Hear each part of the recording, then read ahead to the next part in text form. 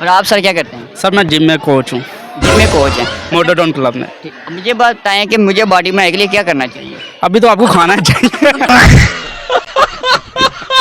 कितना खाऊं? हराम का खाऊं? हराम का खाएं, किसी का खाऊं? किसी का बचा हुआ खाएं, ज्यादा लगेगा। 200 रुपए दे और 50 रुपए कट ओवर एक्टिंग के वजह। आज का हमारा एक सवाल है, वो कौन सी चीज़ है जो पैदा होते ही उड़ना शुरू हो जाती है? जो पैदा होती ही उड़ना शुरू हो हाँ जाती जी। है। अच्छा, बताएं बताएं, गेस करें। पैदा होते ही उठना शुरू कर। कटा उड़ना। ये तो पापा की कोई परी लगती है। पापा की परी नहीं है, अच्छा। चीज़ है, हवा है। उससे भी करीब ही है। बात समझ आएगा, आप तो बिल्कुल करीब आ गए हैं आप। हाँ, बताएं। से ज्यादा करीब।